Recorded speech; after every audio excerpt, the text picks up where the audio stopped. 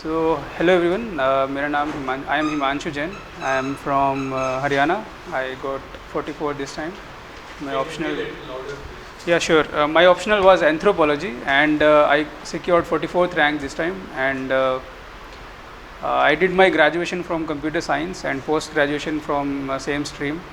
And today I was invited to take a seminar on how to score better in anthropology, and overall I'll also take how to score better in GS also and essay also, because I scored I think consistently good marks in anthropology. Last year I got 254, which was pretty good. This year I got 301, which is also a pretty good score. So if you have any doubts, we will discuss at the end of the session, and we'll have a question answer kind of session at the end. And for now, what I will discuss is what are the basic parts that you need to prepare for anthropology. What are the basic constituents that you need to score good in anthropology? So first of all, anthropology has a very limited syllabus. It looks like very great syllabus, very huge syllabus, but when you prepare notes and when you prepare from different sources, everything will get concise, and you'll have at the end 3 to 4 copies. At the end you will have 3 to 4 copies where you will be able to summarize all of the syllabus into your notes, and then able to revise them in a very efficient manner. What matters in anthropology is the revision. If you are not able to revise anthropology at least 4 times, then you'll not be able to write good answers in anthropology, because during exam, so before starting this, who among you are giving the first attempt? So you will all be appearing for the first time, and anyone who has already written mains, you have already written mains with anthropology, with other optional, with which civil engineering. Okay, you with anthropology. So what was your experience while writing anthropology or mains paper? Paper was an easier paper. Okay. I could not revise properly. Okay. So I scored less marks in paper 1. Okay. So if you revise properly, as you have said, you can easily get good marks. So basically I wrote 2 mains with anthropology, and my experience with anthropology was I switched from public ad to anthropology. In my first attempt I had public ad, then in the next attempt I switched to anthro, and attempted my paper. My senior told me one thing, that revise the syllabus very thoroughly. I did the same. I scored very good marks, I think second in India, and then in third attempt also I did the same strategy, follow the same strategy. Now I'll share the strategy with you, and hopefully this will help. But you should also believe in your seniors that revision is the key. So keep on revising your notes of anthropology. Don't just focus upon the books, and don't just rely upon the books, because at the end you will not be able to revise the books. So you have to make the notes. Okay, so my first point is notes making is the most important part of anthropology. So you can also write down. You should prepare notes first. Cover each and every part of the syllabus. Second is the most important point. You should cover each and every part of the syllabus. You should not skip any part of the syllabus. Some chapters are there which you can skip because there are no good enough material available, but at least for those chapters where good enough material is available, you should have basic knowledge about those. Okay, and you should have a good material. Okay. Let's begin how to and from where to prepare the syllabus, and what are the different sources from which you should read and prepare the syllabus. If any one of you have got the syllabus, I would request him to kindly. Hey, okay. First of all, you should be very thorough with the syllabus 1.1 to 1.4. If I ask you 1.1 unit ये वाला है, तो you should be able to tell कि कौन सा unit है. मतलब at least revise your syllabus very properly. एक बार सिलेबस से अगर आप सिलेबस मीन्स कि 1.1 चैप्टर कौन सा है, 6 चैप्टर कौन सा है, 5th चैप्टर कौन सा है, एक बार सिलेबस से आप गो थ्रू हो जाओगे तो you will be able to मतलब एक अंदर एक बहुत बड़ा सेटिस्फैक्शन मिलेगा कि at least I know the syllabus. और क्या होता है कि कई बार इस तरह के questions generally they ask in anthropology, how anthropology is useful for the rural development. So then you have to iterate the whole syllabus. First point से लेके last point तक iterate करना and write कि how this 1.1 is helpful for rural development, how 1.2 is helpful for rural development. तो इसमें you just have to iterate the syllabus. So you should first remember the syllabus. Syllabus याद होना चाहिए. Second point is कि revision वाला point है. Third point, second point notes making है. Third point अपना revision है. और fourth point है आंसर राइटिंग प्रैक्टिस. आप अगर आंसर राइटिंग प्रैक्टिस नहीं कर रहे हैं then revision will not help you. Because ultimately you have to write answers in the paper, and how good your answer depends upon how much practiced you have done before appearing in the mains examination. तो इसलिए सबसे important part भी है कि आप answer writing कितना कर रहे हैं. Now let's come to कि syllabus कहाँ से और कैसे prepare करना है. So 1.1 is let's talk about paper 1 first. In paper 1, 1.1 unit, you should prepare meaning, scope and development of anthropology. अच्छा, there are few points in anthropology in paper while you are attempting, you should also remember those. Try to attempt more questions from physical anthropology. Don't attempt many questions from the social anthropology part, because social anthropology is somewhat subjective, and it will not give you it will give a good room to the examiner to cut your marks. Okay, but physical anthropology is very objective, and it will not give much room to the examiner to cut your marks. So attempt more questions from the physical anthropology part if you are comfortable. Now coming to the diagrams. Diagrams are very important in anthropology because it makes your answer distinct from the answers of other. तो anthropology के अंदर diagrams का एक बहुत बड़ा importance है.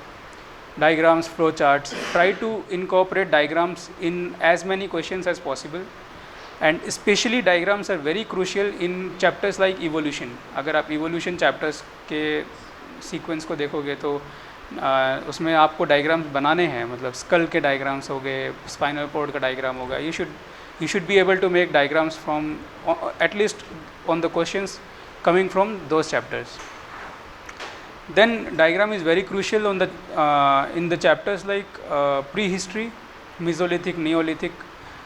इसके अंदर अगर आप diagrams नहीं बना रहे then you are giving room to the examiner to cut your marks, and he'll definitely cut your marks because diagrams are very crucial in these chapters. Then diagram is important in physical anthropology. You should make diagrams in physical anthropology, whether it is a pedigree chart or any chart based question, any genetic based question, you should make diagrams. Even in social anthropology based questions you can make diagrams. For example, you can make flow chart कि these are the branches of anthropology, these are the impact of anthropology, or some kind of flow charts. You can also refer to Kirti C. Kirti Chikuri is one of our senior. She has, I think, uploaded her diagrams on a website, Insights on India. Please go through those diagrams. They are very helpful. For example, in case of a marriage based question, you should make diagrams. कि how different types are marriages are there, what are the significance of these types of marriages, incest taboos क्या होते हैं, and how to, so they'll tell you how to make a diagram even if it is not possible in a question. ठीक है. अच्छा, coming to कि कहाँ से prepare करना है. Let's 1.1, 1.2, 1.3 read any source that you have, because questions will be very straightforward. Questions will be like the question will be like meaning, scope and development of anthropology, and also the question can be like social sciences and anthropology, behavioral sciences and anthropology. They'll come mostly under 10 markers, and medical sciences and anthropology. So in those questions you have to write the similarities between them and the differences between them. So, and the books that you can refer for these is there are many books. Braintree you can refer, or I referred Braintree and mostly Braintree, and I think there is a book available of N.K. Vaid. I referred that book for this. Otherwise there is no need to refer any other book for this. If you have other notes you can also refer those notes, but apart from these I didn't refer any other notes. Okay, next coming to 1.4. 1.4 is little bit biological chapter. So for that you can refer to Braintree. Braintree is a very good source, and you can also refer to any other coaching material notes that is available. I refer to Braintree and I think Sir's notes because they were good. Or there are many notes available in the market. You can refer any one of them, but refer to Braintree. Braintree is a good source. Then coming to 1.5. 1.5 you can cover from Braintree. Braintree is a good source for 1.5. You can also refer to the P. Nath book. P. Nath is also a good book for this. There is also one more book. Which one? B.M. Das. B.M. Das is also a good book for this. Also you can refer to Ved Sir notes. Ved Sir notes are also good. Ved Sir hand printed notes they give, so you can also refer them. For 1.6 you can refer to P. Nath and Braintree and Ved Sir notes. These all notes are very good, and you can also refer to Sir notes. They are also very good. So for 1.6 you can refer to them, and similarly for 1.7 I referred Braintree. You can refer to Braintree. Also there is one more important thing. कभी भी अगर कुछ समझ में ना आए ना, just go to YouTube पे जाओ. वहाँ पे there are many channels. वहाँ से just start a video and start seeing a video. ठीक है, video will help you a lot. वहाँ पे एक्चुअली एक चैनल था which I used to follow. Sharon Gursky करके एक चैनल है, वो आप फॉलो कर सकते हो.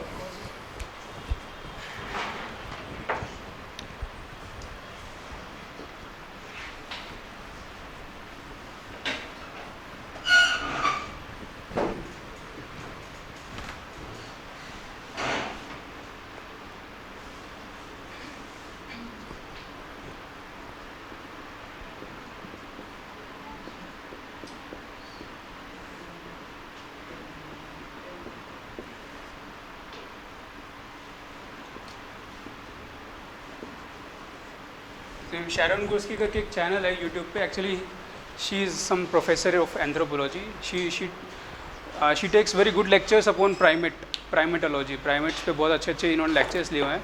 तो just go to her channel and start seeing her videos. बहुत ही अच्छी वीडियोस हैं. Also for evolution you should watch. Evolution के लिए एक बहुत ही अच्छी वीडियो है, फ्रॉम एप टू मैन.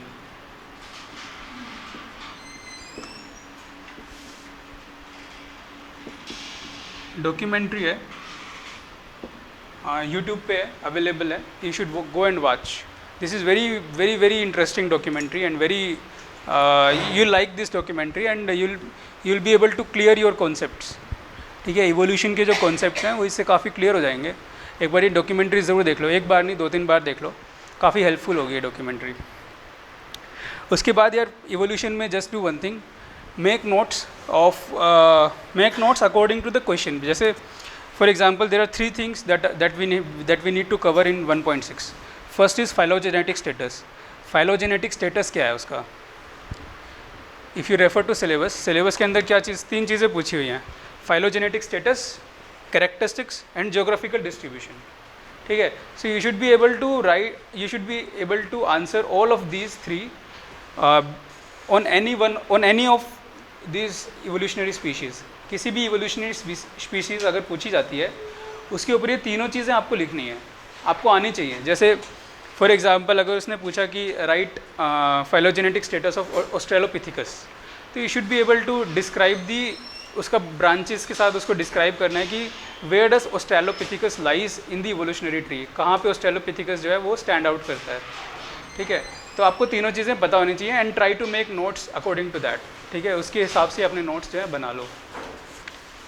तो ये तीनों चीज़ें आपको चाहिए इसके अंदर. अच्छा, नाउ इसमें आपको ज़्यादा कुछ नहीं करना. Evolution is the most simple chapter in this. ठीक है, don't be scared of evolution. Many students gate easily scared of evolution की इवोल्यूशन बहुत डिफिकल्ट है. सबसे ईजीएस्ट चैप्टर है. जस्ट डू वन थिंग, अपने 7-8 पेजेस लो, उस पर नोट्स बनाओ. एक पेज पे एक स्पीशी का नोट्स बनाओ. एक पेज पे होमोसेपियन, उस पर होमोसेपियन के बारे में उसका जोग्राफिकल डिस्ट्रीब्यूशन कैसा है, उसके स्कल फीचर्स कैसे हैं, क्रेनियल फीचर्स कैसे हैं, पोस्ट क्रेनियल फीचर कैसे हैं, उसका एक स्कल डायग्राम बना दो, और फिर उसके कल्चरल फीचर्स क्या हैं उसके, और लास्ट में लिख दो उसका इवोल्यूशनरी स्टेटस क्या है, यानी कि उसका फाइलोजेनेटिक स्टेटस क्या है। तो that whole this will come into one page. एक पेज से ज़्यादा मत बनाओ। इसी तरह do this for every species, मतलब कितनी 6-7 स्पीशीज़ है उनके लिए सबके कर दो, तो your evolutionary chapter will finish. ठीक है, तो इसलिए आप you will be able to manage your evolutionary chapter very well. ठीक है, तो और एक बार नोट्स बना के रख दो, they will help you a lot. कभी इसको बुक से मत पढ़ना, you will not be able to recall in the exam. ठीक है, बुक से अगर पढ़ोगे चीज़ों को तो it will become very difficult to recall in the exam. ठीक है, तो कभी बुक से मत पढ़ना, और बुक से बस अपने नोट्स बनाओ और उनको रख दो। और नोट्स भी बड़े ईजी बनाना, don't write too many points in your notes because you will not be able to recall that many points. ठीक है, तो कभी ज़्यादा पॉइंट्स मत बनाना, बहुत लिमिटेड से नोट्स बनाना, और उन्हीं को ही बार बार रिवाइज करते रहना। ठीक है, नाउ कमिंग टू 1.7, 1.7 को कैसे मैनेज करना है। 1.7 ये वाला चैप्टर है, the cell, the DNA structure, protein synthesis. So इस चैप्टर में से as usual UPSC don't ask much, sorry हाँ, UPSC don't ask much questions. ठीक है, यूपीएससी ज़्यादा क्वेश्चन पूछता नहीं है। One question is very much probable to come from this chapter, that is the mechanism of protein synthesis. ये अगर अच्छा, एंथ्रोपोलॉजी में सबसे इंपॉर्टेंट चीज़ है कि you should solve last 5 to 7 year papers. ठीक है, अगर वो आप सॉल्व करके जा रहे हो then you will be able, तो you can easily attempt the papers of the UPSC paper of 300 marks. 300 marks का पेपर तो कॉमन ही आएगा, पिछले साल के पेपर्स में से आएगा। तो अगर आपने पिछले 10 साल के पेपर भी अच्छे से कर लिए ना, तो मतलब आपके 200 प्लस स्कोर तो आ ही रहा है। उसके बाद का स्कोर डिपेंड करता है आपने कितना अच्छे से और पढ़ा हुआ है एंथ्रोपोलॉजी। तो फर्स्ट प्रायोरिटी आपकी ये होनी चाहिए कि कोई भी चैप्टर अगर आप पढ़ रहे हो ना, तो you should solve the last 10 year papers, 10 year questions of that chapter. उनके मॉडल आंसर्स बना लो, उनके मॉडल आंसर्स बना के उनको याद कर लो। ठीक है, अगर आपने ये चीज़ें कर ली तो बहुत हेल्प होगी आपको, और मतलब आप एंथ्रो में at least average, above average score करोगे। ठीक है, तो ये चीज़ ज़रूर कर लेना। इसके बाद आता है 1.7। 1.7 में ज़्यादा क्वेश्चंस नहीं आते, but for to be on safer side try to refer Braintree. Braintree is a very good source, and Braintree is the only source that you should refer. उसके अलावा कहीं से मत पढ़ो इस चैप्टर को, इतना टाइम देने की ज़रूरत नहीं है। Try to cover it from Braintree only. ठीक है, नाउ कमिंग टू 1.8। 1.8 का जो ए पार्ट है, ए पार्ट इज़ वेरी इंपॉर्टेंट। उसमें से एक ना एक क्वेश्चन आता ही है, जैसे कि डेटिंग पे आई है कि डेटिंग मेथड्स जो होते हैं हमारे आर्कियोलॉजिकल मेथड्स, कि कार्बन डेटिंग क्या होता है, और दो तरह के मेथड होते हैं, रिलेटिव और एब्सोल्यूट डेटिंग में। कार्बन डेटिंग क्या होता है, वार मेथड क्या होता है।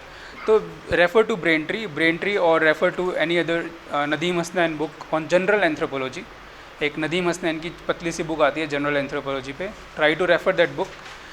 in that book you'll be you can read these dating methods and try to make notes of these dating methods. बस उसके बाद आपको कुछ नहीं करना, just keep on revising those notes and keep on giving test. ठीक है, तो बड़ा इजी सा पेपर होता है एंथ्रोपोलॉजी का। ठीक है, और एंथ्रोपोलॉजी का सिलेबस बहुत सिंपल है, बस आपको नोट्स प्रिपेयर करने हैं और आपको मतलब टेस्ट बहुत बार देने हैं और डायग्राम्स बनाने हैं।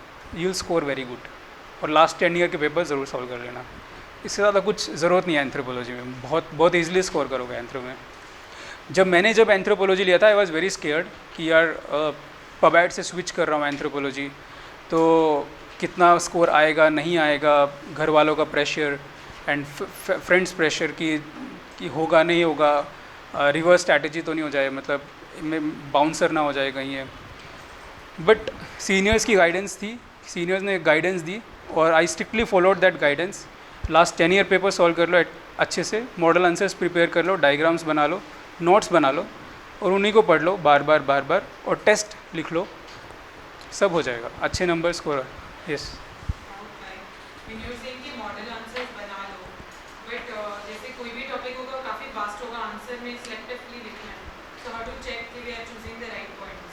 हाँ, that you need to what you can say, you need some guidance for that.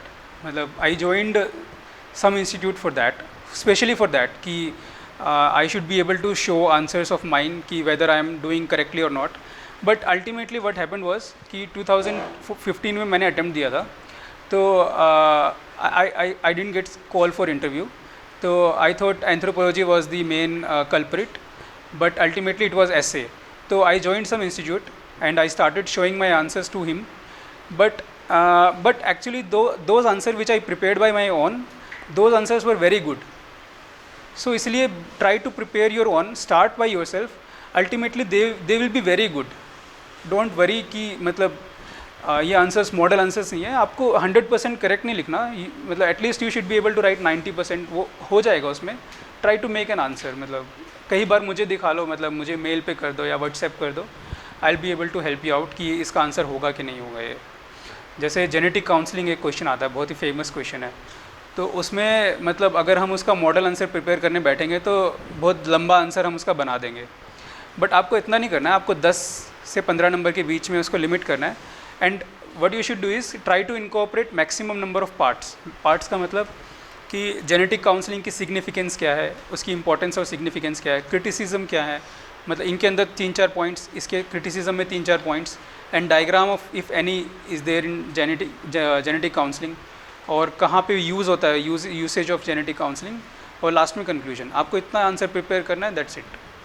उसके अलावा जितने भी पॉइंट्स हैं वो एग्ज़ाम में भी रिकॉल नहीं होने वाले, तो इसलिए उसका कोई यूज़ नहीं है. जितने लिमिटेड से नोट्स बनाओ, ज़्यादा वास्ट में मत जाओ, ज़्यादा रेफर सोर्सेज को मत पढ़ो, लिमिटेड सोर्सेज पढ़ो, उन्हीं से नोट्स बनाओ और उन्हीं को ही बार बार रिवाइज करते रहो, टेस्ट देते रहो. आई थिंक उससे काफ़ी हेल्प होगी, वही हेल्प आएंगे, मतलब बाकी कुछ हेल्प नहीं करेगा. तो ये हो गया था 1.8a. 1.8b के अंदर मतलब read Nadeem Hasnain General Anthropology book. That is the only source and the best source for this chapter. Don't go beyond that book. Don't read any other source. Okay. From that book you will be able to get enough content to write in this, to write any question out of this chapter. Okay. Next is 2.1 to 2.5. For 2.1 to 2.5, read Braintree and read N.K. Vaid yellow book that is available in the market. Try to read these two books. These are sufficient books and they'll cover whole syllabus of. In the questions from chapter 2, you should write as many examples as possible. ठीक है, बिना examples के the answers will look like shallow. Answer will be very shallow and examiner won't appreciate your answer. तो इसलिए try to incorporate as many examples as possible, as many case studies as possible. ठीक है, and yeah, and try to also incorporate diagrams if possible. ठीक है, diagrams you can refer to Kirti C ma'am's notes that is available on Insight on India. वहाँ से you can take diagrams. ठीक है, and for second chapter this is the whole thing that you should do. Apart from this you should not read anything else, or because there is nothing else that is required. Try to read Amber and Amber if possible. Because you'll get a basic idea. For first attempters who are taking anthropology for the first time, they can read Amber and Amber for second chapter, but read only selectively. Don't read from cover to cover because it's a very lengthy and hefty book. Don't read it very cover to cover comprehensively. Try to read only those chapters which are suitable for us. ठीक है, next coming to third, fourth and fifth.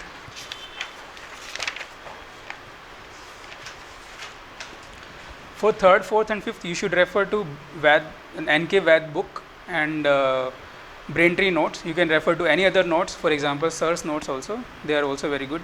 So by these notes you should be able to cover the syllabus. Don't go beyond these notes, because the cost benefit of covering it from many sources is very less, and better to revise your notes once again than to read some other notes fresh.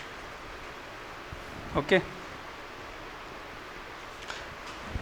till fifth, any doubt? Coming to sixth chapter is very crucial, because The UPSC used to ask theories every alternate year. In 2015 they asked around 70 to 80 marks exclusively from the theories, and in 2015 they didn't ask much of the theories, but there were questions from the theories.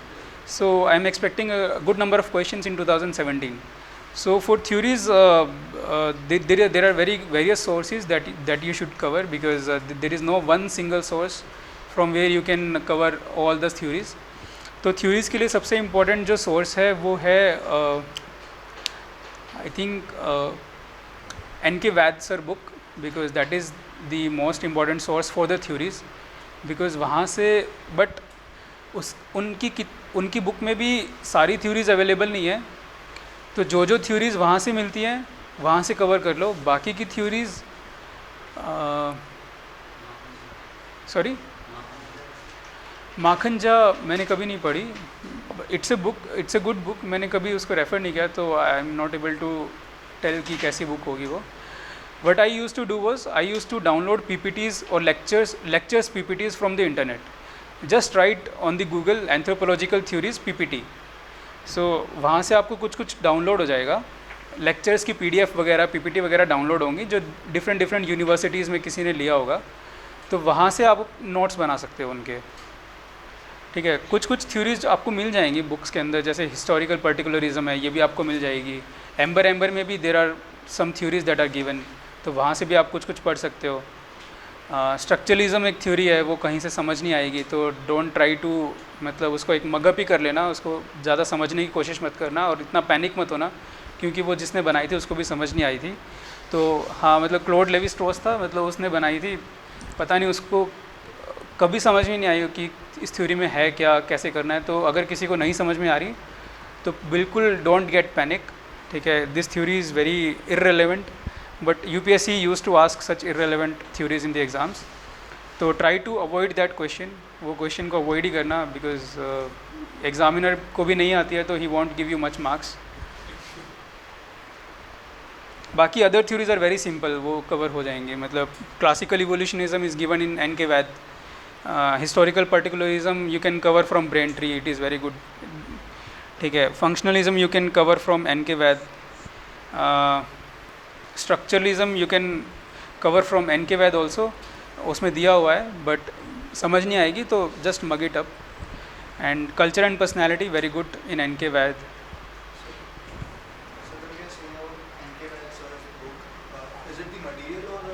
No, he has written a book, a book, social anthropology. Yeah.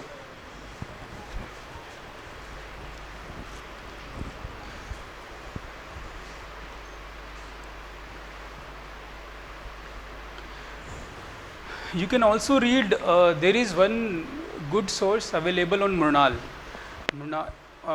There is one, I am forgetting his name. There is one person, there is one senior who has uploaded his notes on the Murnal. Karthik. No, S. Chitranjan. Venkit, I think Venkit. Some Venkit. Rahul Venkit. हाँ. So his theory notes are also very good. उनके जो theories के notes हैं वो भी बहुत अच्छे हैं, तो वहाँ से भी यू कैन कवर थ्योरीज. ठीक है, then from Insight on India,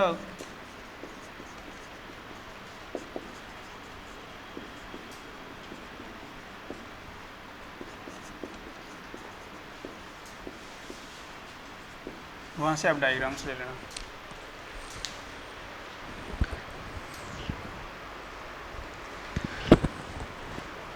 Don't read any other source, because if you are not able to understand anything, you can go to other sources. But if you are able to understand something, and if you are able to get the concept into you, just make notes and leave the concept, leave the chapter and move on to the next chapter, because don't read too many sources for a single chapter, that won't help. Just keep on revising the chapter and writing tests, write more and more number of tests.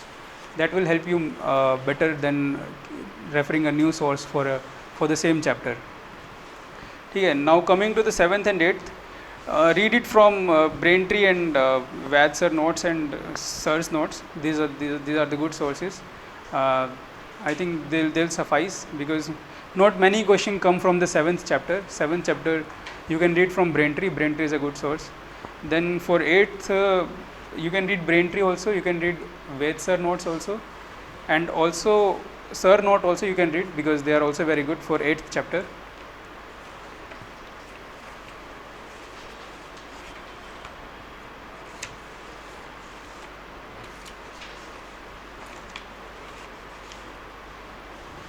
Done.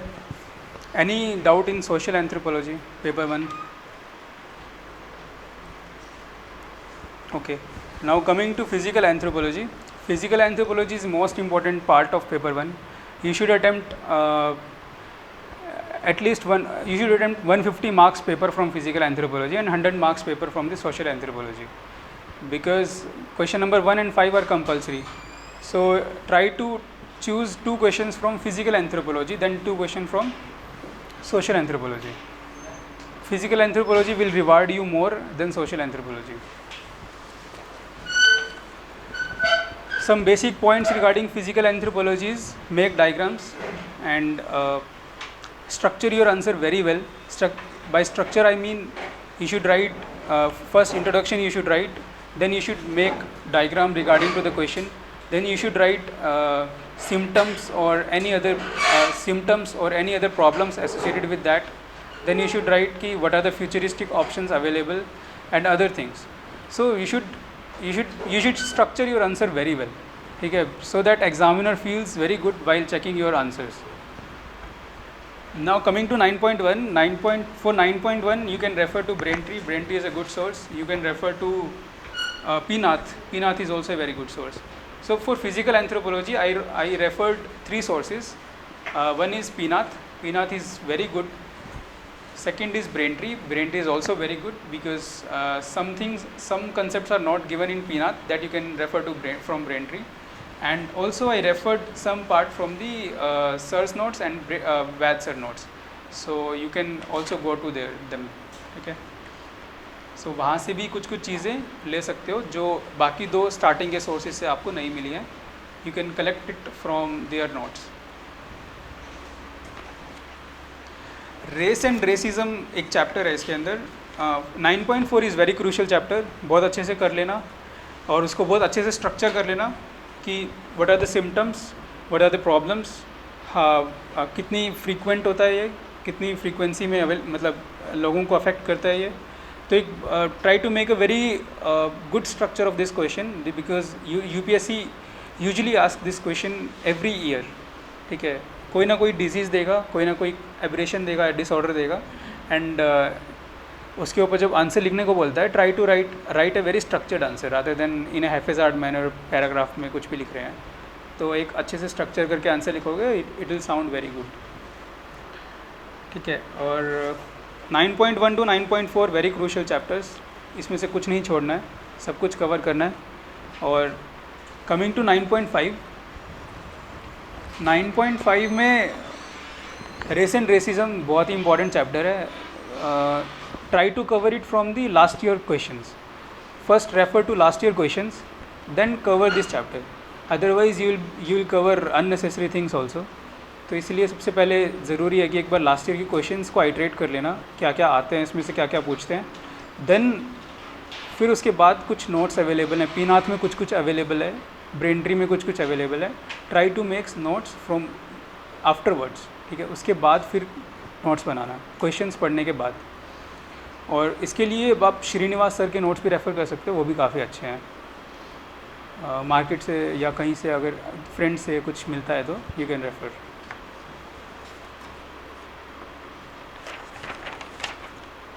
इसके लिए sir के notes भी काफ़ी अच्छे हैं, L2A sir, तो उनके notes भी रेफ़र कर सकते हो आप.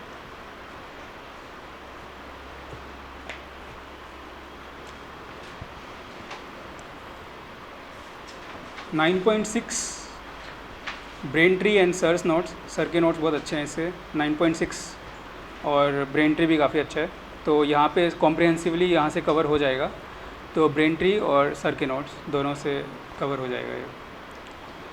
9.7 भी यू कैन रेफर पीनाथ, ब्रेनट्री एंड सर के नोट्स. 9.8 के लिए सर के नोट्स सर के नोट्स एक्सक्लूसिवली 9.8 के लिए, क्योंकि बाकी कहीं पे दिया नहीं हुआ है चैप्टर, और पीनाथ में थोड़ा बहुत दिया है, ज़्यादा नहीं दिया है। जैसे न्यूट्रिशनल डेफिशिएंसी रिलेटेड डिजीज़, तो that you can cover from पीनाथ में काफ़ी अच्छा दिया हुआ है। और सर के notes 10th 11th and 12th, for these you should refer पीनाथ के अंदर काफ़ी अच्छा दिया हुआ है, ब्रेन ट्री एंड सर के notes. Apart from this nothing else is required, ठीक है, यहाँ से कवर कर लेना। Few topics like cell-genetics, cytogenetics, DNA technology and medicine, they are not there. हाँ, for these topics which are not available anywhere, what you can do is refer NCERTs। NCERTs में cytogenetic भी दिया है, सीरोजेनेटिक भी दिया है, इवन पीनाथ में भी दिया हुआ है, बट थोड़ा कॉम्प्लिकेट करके दिया है। बट NCERT में बहुत सिंपलिस्टिक तरीके से समझाया है। और also there is one video on YouTube जो साइटोजेनेटिक के लिए है, वहाँ से you can cover some topics, जैसे कि मियोसिस, सेल डिवीजन टाइप, और जैसे साइटोजेनेटिक्स। तो आई टोल्ड ना कि ट्राई टू रेफर यूट्यूब। अगर कुछ समझ में नहीं आ रहा है ना फिज़िकल एंथ्रोपोलॉजी में, यूट्यूब से काफ़ी चीज़ें कवर हो जाएंगी फिज़िकल एंथ्रोपोलॉजी में, ठीक है। वरना फिज़िकल एंथ्रोपोलॉजी में काफ़ी चीज़ें हैं जो समझ में नहीं आती हैं, बट यूट्यूब आपको काफ़ी सिंप्लीफाई कर देगा वो चीज़। और एनी अदर क्वेश्चन?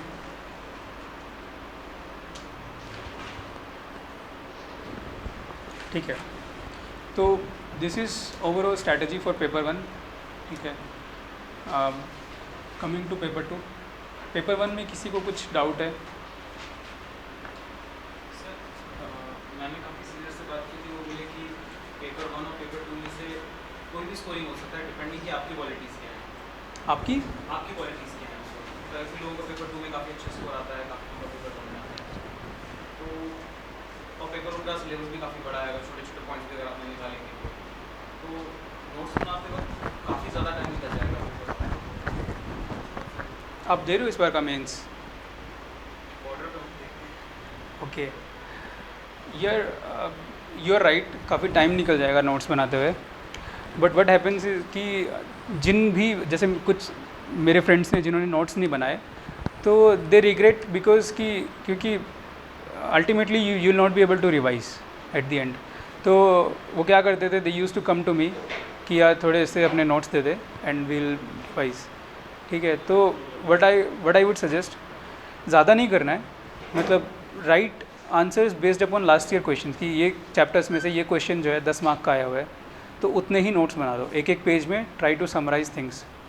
ज़्यादा टाइम नहीं लगेगा, मतलब hardly it will take, because आप बुक से ज़्यादा बार पढ़ोगे, ट्राई टू मेक नोट्स, उससे आपको ज़्यादा टाइम नहीं लगेगा। मतलब एक बार आपको लगेगा कि काफ़ी इन्वेस्टमेंट हो रहा है, मतलब बुक से पढ़ लेते हैं, but notes are very good, ठीक है। नोट्स तो बनाने ही पड़ेंगे आपको, कभी ज़रूरत नहीं पड़ेगी, कभी भी ज़रूरत नहीं पड़ेगी।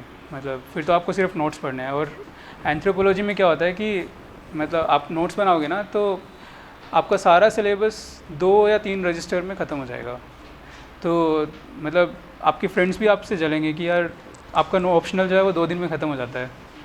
तो वो सबसे इम्पॉर्टेंट चीज़ है। मतलब आपका जब एग्ज़ाम में, जब आपका क्या होता है कि एंथ्रोपोलॉजी का जब एग्ज़ाम था इस बार, तो देयर वाज 1 हॉलीडे, एक छुट्टी थी। तो उस एक हॉलीडे में जितना आप सिलेबस रिवाइज कर सकते हो, एक ही ऑप्शनल जो कंप्लीट हो सकता है वो एंथ्रोपोलॉजी, और कोई ऑप्शनल जो है आप कंप्लीट नहीं कर सकते एक दिन में। तो इसलिए एंथ्रोपोलॉजी का ये बेनिफिट है आप नोट्स मेकिंग का। तो आप नोट्स नहीं बनाओगे तो देन, हाँ यार, मतलब क्या होता है कि 2015 में मैंने स्टार्ट किया था एंथ्रो, तो मुझे भी लगा कि नोट्स नहीं बनाने हैं, मेंस आ रहा है और काफ़ी टाइम स्पेंड हो जाएगा। बट अल्टीमेटली वो मुझे यूज़ आए 2016 में, 15 में भी आए, बट 2016 में, 15 में क्योंकि एंथ्रो में काफ़ी टाइम स्पेंड कर दिया, तो बाकी जगह पे टाइम वो नहीं सेक्रीफाइस हो गया, तो उस वजह से बाकी में सब्जेक्ट में ऐसे में काफ़ी कम स्कोर आया, तो इसलिए 16 में काम आए वो मुझे। 16 में फिर होल पैकेज अच्छा हो गया। तो वैसे ही मतलब कभी ना कभी काम आएंगे आपको वो, बट आप सिर्फ बुक से पढ़ोगे तो 15 में भी आप बुक से ही पढ़ोगे, 16 में भी आप फिर से बुक से पढ़ोगे, तो फिर आपको मतलब डिफ़िकल्टी आएगी।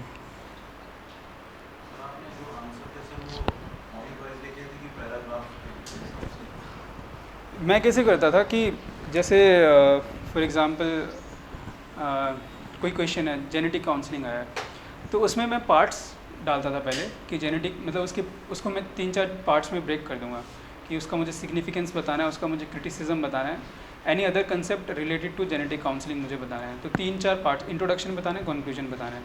तो ये मेरे 5 पार्ट हो गए टोटल।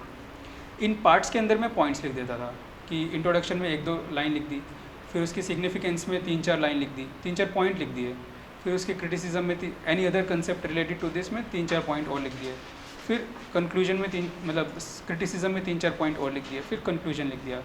तो ये होलिस्टिक पिक्चर दे देता है एग्जामिनर को। और जब आप पॉइंट्स, मैं try to always write in points, मैं हमेशा कोशिश यही करता था कि मैं पॉइंट्स में लिखूँ।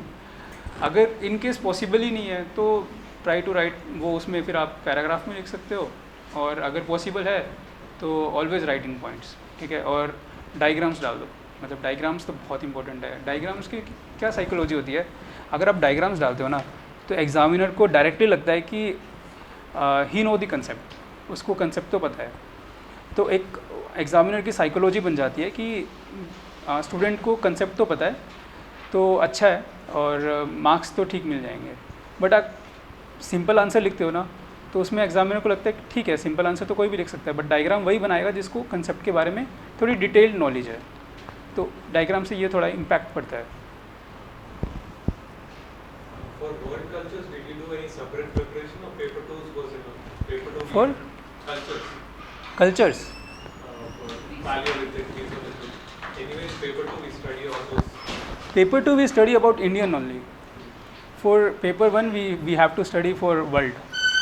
तो for world I told you ना, try to read from Nadeem Hasnain. Nadeem Hasnain में बहुत कंसाइज दिया हुआ है, और कंसाइज पढ़ने से क्या होता है कि अगर पेपर 1 में मीज़ोलिथिक पूछा है तो वर्ल्ड भी आप रेफ़र कर सकते हो, और इंडियन तो आप डिटेल में पढ़ोगे ही पेपर 2 में, तो दोनों को आप मिक्स कर सकते हो। तो उसको ये लगेगा, एग्जामिनर विल थिंक कि आपको दोनों पता है।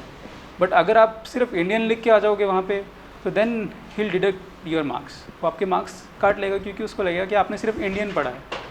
तो इसलिए बेटर है ब्रेन ट्री से आप नदीम हसनैन की जनरल एंथ्रोपोलॉजी की बुक आती है, पतली सी बुक है, उससे आप एक बार वर्ल्ड की जो है प्री हिस्ट्री पढ़ लें, काफ़ी हेल्पफुल होगी वो। उसके अलावा कुछ मत पढ़ें, उसके अलावा ज़रूरत नहीं है।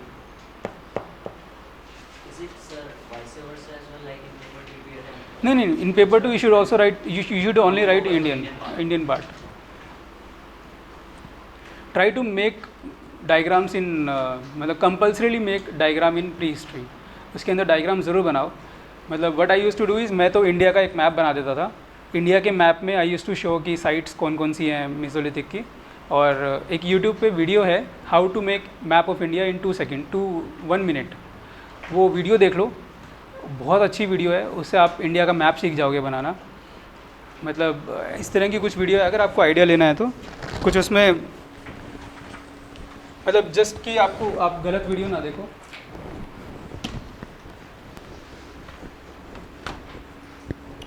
उसमें कुछ ऐसे 4 डॉट्स बनाता है वो,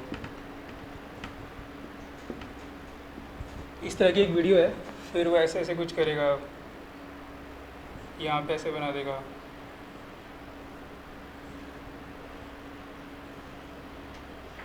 तो एक ये वीडियो देख लेना, बहुत अच्छी वीडियो है, और इससे आपका इंडिया का मैप बहुत क्लियर हो जाएगा, आप बना और इसकी प्रैक्टिस कर लेना बार बार। और ये आपको एंथ्रो में नहीं, ज्योग्राफी में, पेपर 3 में, सिक्योरिटी क्वेश्चंस में, डिज़ास्टर में बहुत हेल्पफुल होगा। फॉर एग्जांपल डिज़ास्टर मैनेजमेंट में भी अगर कोई क्वेश्चन आए ना, try to make diagram of India, उसमें आप इंडिया के रीजन में दिखा सकते हो कि दीज आर सिस्मिक जोन्स, कि कौन कौन से सिस्मिक जोन्स हैं। वेरी इम्पैक्टफुल, बहुत अच्छे मार्क्स मिलने वाले हैं आपको उस क्वेश्चन के अंदर। ऐसे ही सिक्योरिटी में आप दिखा सकते हो कि इंडिया के कौन कौन से एरियाज़ जो हैं वल्नरेबल हैं। आईसिस, जैसे for example there was a question on ISIS that came in 2015, तो वर्ल्ड का मैप बनाया था मैंने, तो आई शोड कि कहाँ कहाँ से वर्ल्ड में कहाँ कहाँ प्रोबेबिलिटी बढ़ रही है आईसिस अटैक की। तो I just made the map, और उससे काफ़ी इम्पैक्टफुल पड़ा, काफ़ी अच्छा स्कोर भी आया 120+। तो try to make maps, diagrams, flow charts, इस तरह की कुछ चीज़ें बनाते रहो। ऐसे ही 1.1 में प्री हिस्ट्री रिलेटेड क्वेश्चंस के अंदर make good number of diagrams, India का मैप बनाओ, उसमें दिखाओ कि ये मीज़ोलिथिक साइट्स हैं, कि यूपी के अंदर ये साइट्स हैं, नॉर्थ साउथ के अंदर ये वाली साइट्स हैं, इसके अंदर ये टूल्स मिले हैं, ये पोट्री मिली है, ये ऑर्नामेंट्स मिले हैं, ये एनिमल मिला है, ये स्पेशलिटी है इसकी, इस तरह की कुछ कुछ चीज़ें दिखाते रहो। ये हैबिटेशंस होती हैं यहाँ पे। और कुछ डाउट?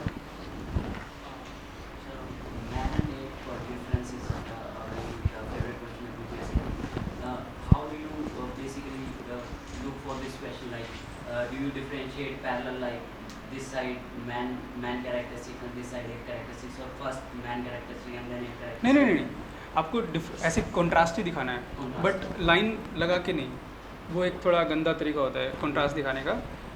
आप इसमें क्या कर सकते हो, आप बता सकते हो कि एप और मैन, ठीक है, फिर डिफरेंसेस के अंदर हेडलाइंस दे दो। स्पाइनल कॉर्ड में क्या क्या डिफरेंसेस है, 1 2 3, ठीक। फिर ब्रेन क्रेनियल में क्या क्या डिफरेंसेस है, 1 2 3। स्कल में क्या क्या डिफरेंसेस हैं, ठीक है। फिर उसके बाद पोस्ट क्रेनियल क्या क्या डिफरेंसेस हैं। तो my point is structure your answer. हाँ, structure is very important. Try to give headings, then give points, sub headings, इस तरीके की स्ट्रक्चरिंग करो आंसर की। इसको ऑर्गेनिक स्ट्रक्चर बोलते हैं, बहुत इंपॉर्टेंट होता है। जैसे डिजास्टर मैनेजमेंट में ना, if any question come, try to structure your answer in post disaster, pre disaster, post disaster या during disaster, this steps we should take. इस तरीके से स्ट्रक्चर करो अपने आंसर को, ठीक है।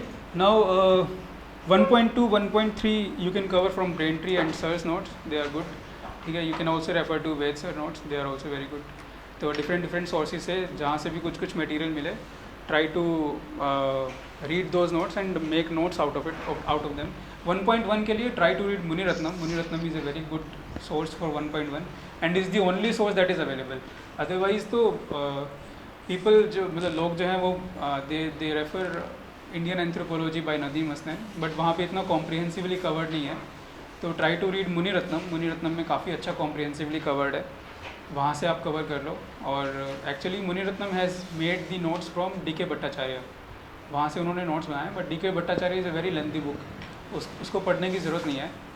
Make notes from Muni Ratnam is the best source for this. Then 1.2 you can read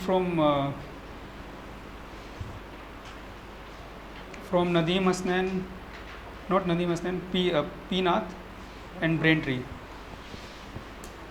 1.3 you can read from Braintree as well as Ved sir notes and sir's notes.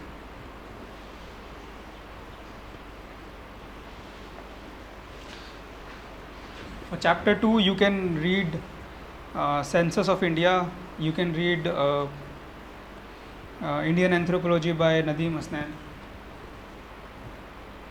For 3.1 refer Braintree, refer to Indian Anthropology by Nadeem Hasnan and any other coaching material notes that you have. Try to make notes or try to make diagram in this question, any question on Varna Ashram, try to make diagram out of it. और 3.2 में भी same sources, 3.3 में भी same sources, same similar sources इन 3.4.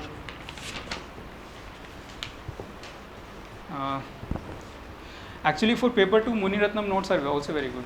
अगर if some of you have Muni Ratnam notes, you can see actually Muni Ratnam has given in the points format, उसने बहुत ही point format में दिया है notes को, तो you can also read those notes. Muni Ratnam notes, sir के notes भी काफ़ी अच्छे हैं.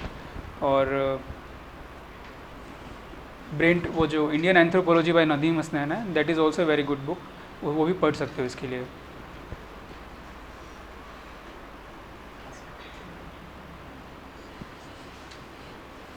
Next 5.1, 5.2, 5.3 3 sources: Braintree, Muni Ratnam notes and Sir's notes. Sorry, Sir along with Sir note, Indian Anthropology by Nadeem Hasnan. Chapter 4 के लिए okay, chapter 4 के लिए you should cover from Upadhyay and Pandey. उसके लास्ट में कुछ पोर्शन दिया हुआ है, you should cover from there. गया उपाध्याय एम पांडे, एक बुक आती है गया उपाध्याय, यही नाम है ना उसका, हाँ उपाध्याय एंड पांडे, वहाँ से लास्ट में कवर कर लेना। सर से भी ले सकते हो, सर के नोट्स भी काफ़ी अच्छे हैं।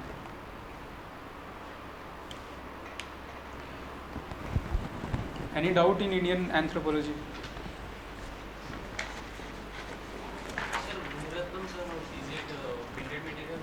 Printed material. It comes in 6 volume. 6 volume में आते हैं. You just need 4th, 5th and 6th volume. उसके अलावा कोई वॉल्यूम खरीदने की ज़रूरत नहीं है. 5th और 6th परचेज कर लेना, वो अच्छी वॉल्यूम्स हैं.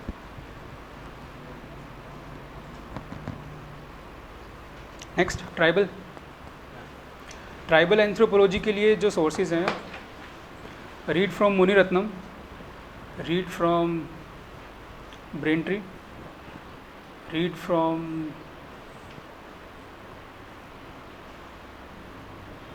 Virginius Zaza Committee report.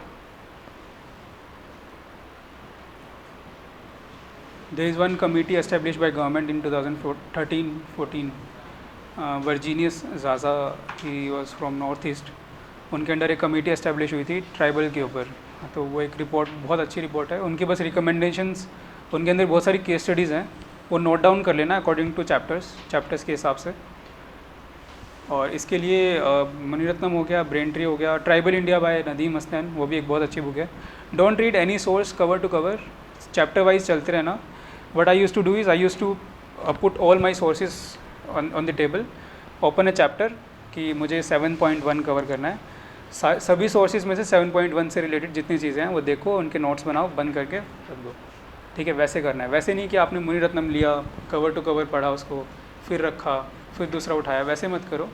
एक चैप्टर लो सिलेबस का और सारी सोर्सेज से कवर करके नोट्स बना के रख दो. वैसे करना है. हाँ, for theories you can refer to, एक बहुत ही अच्छा सोर्स है, मेरे पास उसकी ज़ीरोक्स है, मुझे उसका नाम याद नहीं है. मुझसे ले सकते हो, या फिर मतलब मैं कुछ ईमेल कर दूंगा किसी को, या वैसे बता दूंगा. मुझसे, मेरे पास भी अभी ऊपर अवेलेबल है, तो वो ले सकते हो. थ्योरीज़ के लिए बेस्ट सोर्स है, उसमें सारी थ्योरीज़ वगैरह दी हुई हैं, तो किसी को अगर वो चाहिए तो वो वहाँ से ले सकता है. कोचिंग का नाम मुझे याद नहीं है. सॉरी, नोट्स हैं. हाँ, विवेक भस्मे, हाँ, डॉक्टर विवेक भस्मे के नोट्स हैं. हाँ, वो आप मुझसे ले सकते हो. काफ़ी लेंदी नोट्स हैं, बट बहुत कॉम्प्रिहेंसिव है. थ्योरीज़ वगैरह सब उसमें कवर्ड हैं. सिर्फ थ्योरीज़ पे हैं वो, सिर्फ थ्योरीज़ पे हैं.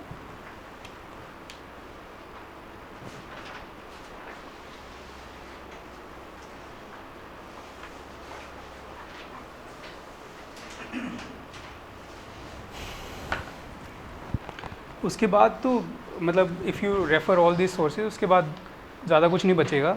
कुछ छोटे छोटे टॉपिक्स बचेंगे, जैसे सूडो ट्राइबलिज्म वगैरह, इस तरीके के. वो मतलब you can mail me, you can WhatsApp me, मतलब मुझे कर देना. I try to send the notes. उसका कुछ छोटा बुकलेट होगा, आई सेंड यू, मतलब स्कैन करके, तो दैट आई कैन डू. और मैंने नोट्स भी दिए हुए हैं अपने. सामने एक शॉप है ना इमेज रनर पे, वहाँ से भी you can get the Xerox. वो सारे नोट्स की ज़ीरोक्स दे देगा आपको. तो इसके अलावा हाँ, कुछ डाउट हो किसी को? अच्छा, कुछ बेसिक चीज़ें हैं जो आपको याद करनी है कि मतलब ट्राइबल के अंदर सबसे इम्पोर्टेंट आप केस स्टडीज़ लिख रहे हो कि नहीं लिख रहे.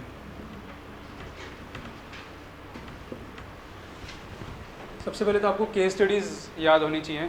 फॉर एग्जांपल केस स्टडी जैसे कि अर्बनाइजेशन का क्या इम्पैक्ट हुआ, तो आपको पता होना चाहिए कि छत्तीसगढ़ में कोई अर्बनाइजेशन हुआ, उससे क्या इम्पैक्ट हुआ, ताकि आप लिख सको. ठीक है, वैसे ही इंडस्ट्रियलाइजेशन का क्या इम्पैक्ट हुआ, वो सब भी आपको बताना है.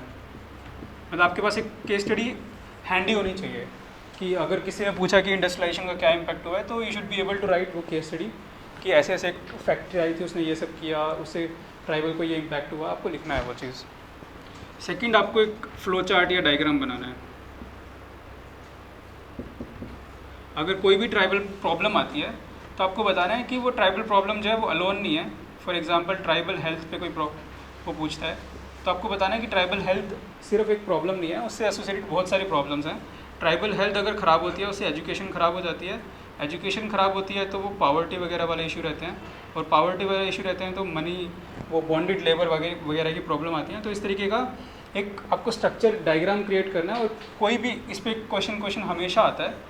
तो every year UPSC ask a question on tribal problems, तो इसलिए हमेशा वो डायग्राम्स आप बनाओगे ना तो हमेशा उसमें डाल देना, ठीक है। तो इसीलिए हर चैप्टर्स में से ऐसे कुछ कुछ डायग्राम्स आप यूनिवर्सल डायग्राम्स बना लो।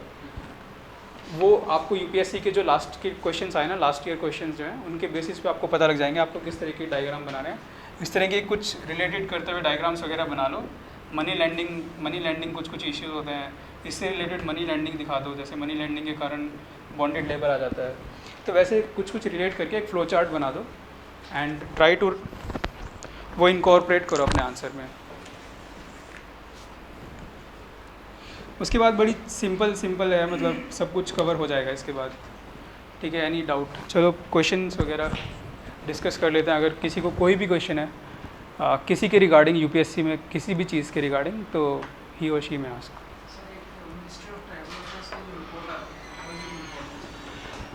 उसमें से कुछ चीज़ें इंपॉर्टेंट होती हैं, वैसे तो पूरी रिपोर्ट बहुत अच्छी नहीं होती, बहुत सारे फैक्ट्स फिगर्स रहते हैं। उसमें से कुछ चैप्टर बहुत इंपॉर्टेंट है, जैसे नेशनल कमीशन ऑन एसटी और schemes for benefit of ST, और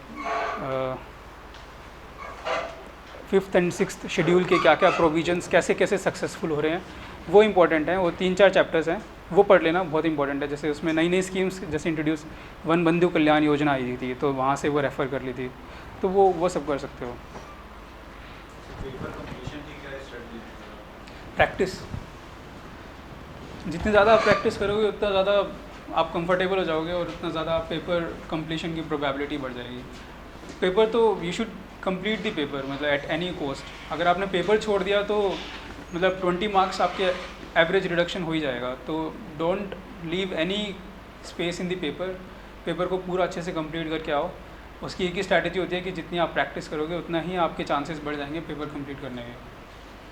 मैंने 2014 में पेपर छोड़ा था, I got very less marks in optional. 2015 में पेपर पूरे किए तो I got good marks in optional. 2016 में सारे पेपर पूरे किए तो I got very good marks. तो इसीलिए पेपर हमेशा पूरे करो। फर्स्ट या फिफ्थ आप पहले करते हो, कि इम्पोर्टेंट है कि थोड़ा पर्सपेक्टिव आने लगे, सेकंड क्वेश्चन भी लिखना है तो उसके बाद फर्स्ट क्वेश्चन लिखना है। दूसरा फर्स्ट और फिफ्थ सर की भी गाइडलाइंस हैं कि आप फर्स्ट और फिफ्थ बाद में लिखो। सेकंड जो आपने सेक्शन ए से करना है या फिर सेक्शन बी से जो क्वेश्चन करने हैं वो पहले कर लो, उसके बाद ये फर्स्ट और फिफ्थ में जाओ। जो कंपल्सरी क्वेश्चन उनको आप थोड़ा बाद में लिखोगे तो इम्प्रेशन अच्छा पड़ता है उसको। नहीं, ऐसा मतलब मैं तो ऐसे कुछ नहीं करता था। मेरी तो सिंपल स्ट्रैटेजी होती थी कि मुझे स्टार्टिंग के क्वेश्चंस बहुत अच्छे लिखने हैं। मतलब what I used to think कि स्टार्टिंग से कोई भी एग्जामिनर है वो हमेशा फर्स्ट क्वेश्चन से चेक करना शुरू करेगा। तो first question I used to write very well, बहुत अच्छे से लिखना है, बहुत अच्छे से डायग्राम्स वगैरह डालने हैं। सेकंड ऑनवर्ड्स थोड़ा बहुत अच्छे से लिख लो, और वैसे ही करता था। उसके बाद तो जो क्वेश्चन आ रहा है वो लिख लो वैसे। बट मैंने इस बीच में कभी स्किप नहीं किए क्वेश्चन, वरना वो क्या होता है लास्ट में जाके आपके क्वेश्चन स्किप हो जाते हैं फाइनली। तो वो प्रैक्टिस मत फॉलो करना कि फॉर एग्जांपल स्टूडेंट्स क्या करते हैं कि सेकंड क्वेश्चन अगर अटैम्प्ट कर रहे हैं उसके 3 पार्ट हैं, तो they attempt A and B part, they leave C part. But वो लास्ट में पता नहीं चलता है क्योंकि आपका पेपर बहुत लेंथी होता है। वो जो आंसर शीट होती है काफ़ी मोटी होती है, तो उसमें आपके काफ़ी सारे पेजेस जो हैं ब्लैंक होंगे। ब्लैंक इन द सेंस की होंगे क्योंकि दे गिव 3, हाँ, क्योंकि नंबर ऑफ़ क्वेश्चंस 8 होते हैं, 8 में से आपको 5 करने होते हैं और 1 और 5 कंपलसरी होता है। तो आपके बहुत सारे स्पेसेस जो हैं, पेजेस जो हैं ब्लैंक चले जाएंगे। तो आपको पता नहीं, लास्ट में छूट जाएंगे आपके पेजेस, क्वेश्चन जो हैं छूट जाएंगे क्योंकि आपको पता नहीं चलेगा कौन से क्वेश्चन अटैम्प्ट करना है, कौन सा नहीं करना है, टाइम नहीं होता है। और आपको एक और कंडीशन होती है, उसमें आपको क्रॉस करना होता है कि ये क्वेश्चन मुझे अटैम्प्ट नहीं करना है, तो उसको आपको क्रॉस करना होता है, वरना वो इवैल्यूएट हो जाता है। तो ये भी स्पेस को क्रॉस नहीं करना होता, इवन आप क्वेश्चन भी क्रॉस कर दोगे तो एक अच्छा सा वो मार दो उस पर क्रॉस, तो उससे भी काफ़ी वो हो जाता है। बट जेन्युइन प्रैक्टिस तो ये है कि मतलब आइडल सारे पेजेस को जो है हाँ क्रॉस आउट करो ताकि सर ऐसा है कि जो आंसर शीट में एक क्वेश्चन का आंसर इस पे दिया हुआ, ऊपर दिया हुआ, ऐसा ही दिया हुआ है? ऐसा ही दिया रहता है। सर एक का ये दो का ये हमें जो अच्छा लगे पहले वो लिखें। हाँ, और आपको ऐसा होता है कि आप जो क्वेश्चन नहीं अटैम्प्ट कर रहे हैं उसके ऊपर आपको उसको क्रॉस आउट करना होता है, बट अगर आपने क्रॉस नहीं किया तो वो they evaluate in a linear fashion में, वो लीनियर फैशन में इवैल्यूएट करते हैं। तो अगर आपने फोर्थ अटैम्प्ट नहीं किया है बट आपने क्रॉस आउट भी नहीं किया है तो they will attempt fourth, they will evaluate the fourth question, तो इसलिए आपको नुकसान हो जाएगा अल्टीमेटली। हाँ, अगर आप फोर्थ क्वेश्चन को क्रॉस आउट कर देंगे लेकिन उसमें एक नुकसान और होता है कि आप क्रॉस आउट करते हैं ना तो सडनली आपको रियलाइज़ होता है कि यार मुझे फोर्थ अटैम्प्ट करना था, बट अगर आपने एक बार उसको क्रॉस कर दिया है तो आप अटैम्प्ट नहीं कर सकते उसको। तो इसलिए बहुत सोच समझ के, इसलिए मैं कह रहा हूँ कि प्रैक्टिस अलॉट, बहुत ज़्यादा प्रैक्टिस करके जाना ताकि वहाँ पे आपको पैनिक कुछ ना हो, और इंस्ट्रक्शंस ज़रूर पढ़ लेना पेपर से पहले। कुछ लोग होता है कि जस्ट टू सेव टाइम वो इंस्ट्रक्शंस नहीं पढ़ते हैं, तो इंस्ट्रक्शन तो बहुत कंपलसरी है, ज़रूर पढ़ना।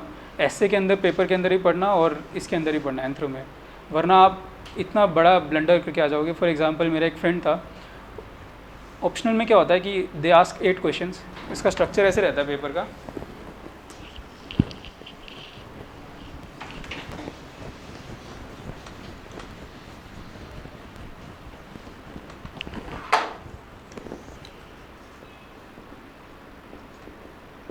फॉर एग्जांपल ये पेपर वन का पेपर है, तो पार्ट ए रहेगा, उसमें 4 क्वेश्चंस रहेंगे। फिर पार्ट बी रहेगा,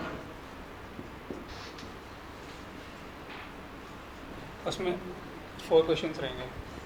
ये दोनों क्वेश्चन कंपलसरी होते हैं, इनके अंदर 5-5 पार्ट होते हैं 10-10 मार्क्स के।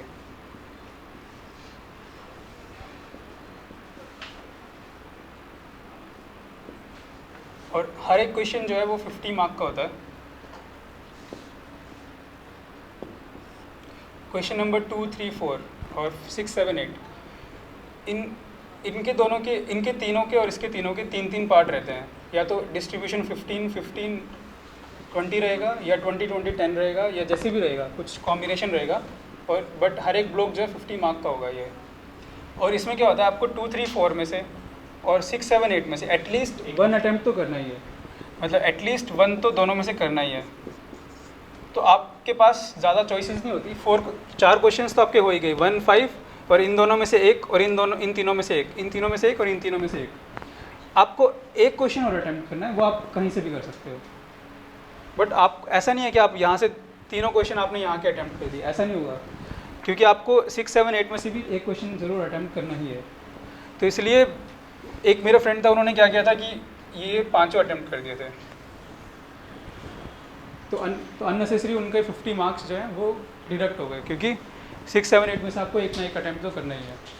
तो इसलिए ट्राई टू रीड इंस्ट्रक्शंस बहुत ही केयरफुली, और ऐसे में भी इंस्ट्रक्शंस बहुत अच्छे से पढ़ लेना। और एनी अदर स्पेसिफिक डाउट, और हाँ, अपना टेम्परामेंट बहुत अच्छे सेट करना, वॉशरूम एग्ज़ाम से पहले जाना वगैरह वगैरह जो भी है, एग्ज़ाम से पहले ही सब करना, एग्ज़ाम के बीच में कभी मत जाना, वरना पेपर छूटने के बहुत हाई प्रोबेबिलिटी है। और बहुत सारे टेस्ट प्रैक्टिस ज़रूर कर लेना, मतलब टेस्ट प्रैक्टिस करोगे और 3 घंटे की प्रैक्टिस करना। कभी भी ऐसे मत करना कि एक क्वेश्चन लिख लिया, 2 क्वेश्चन लिख लिए, वैसे मत करना। मतलब मैं उस चीज़ को अप्रिशिएट नहीं करता। पूरा 3 घंटे का पेपर बैठ के लिखना, उसको अच्छे से एनालाइज करना, और यही एक अच्छी स्ट्रैटेजी है। सर अगर कोई घर से तैयारी कर रहा है तो उसके लिए पेपर कैसे दें, तो अगर दिल्ली नहीं आ सकता? मैं तो यही करता था, मैं भी घर से तैयारी करता था, मतलब लाइब्रेरी में बैठ के। तो what I used to do कि मैं यहाँ से पेपर लेता था और I used to write at library और फिर चेक कराता था।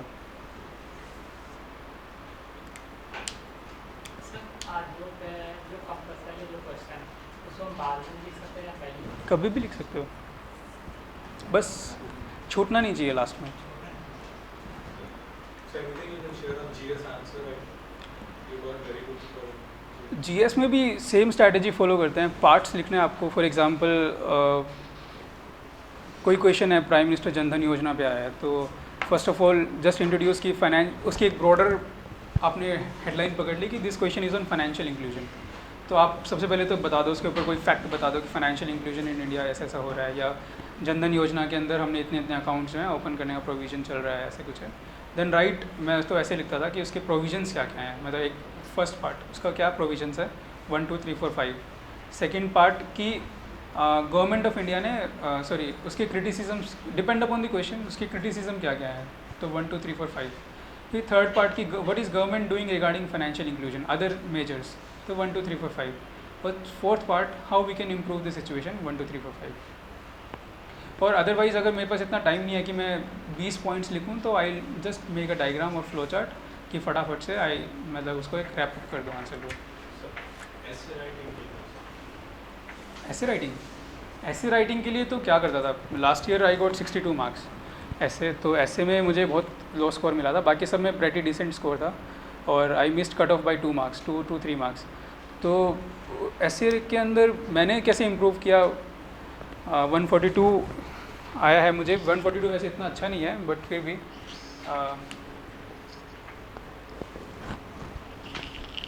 यार ऐसे आप ना सबसे इम्पोर्टेंट चीज़ आप एक तो mrinal.org पे ना वो दिया हुआ है, लास्ट ईयर के एसेज को ना क्लासीफाई किया हुआ है उसने। फॉर एग्जांपल कोई ऐसे फॉर एग्जांपल उसने विमेन हेडिंग देके उसके अंदर क्लासीफाई किए हुए हैं कि मतलब 2016 में ये क्वेश्चन आया, 2014 में विमेन रिलेटेड ऐसे ये था, ठीक है। तो वो देख लेना एक बार मृणाल में। और फिर क्या करना कि जैसे विमेन ने ऐसे ही साइंस एंड टेक्नोलॉजी रिलेटेड कितने एसेज आए हुए हैं वो दिए हुए हैं उन्होंने। तो रीड समथिंग अबाउट विमेन, कुछ भी चीज़ पढ़ लो विमेन से, फैक्ट्स वगैरह, कोटेशंस वगैरह, read something about SNT, quotations वगैरह,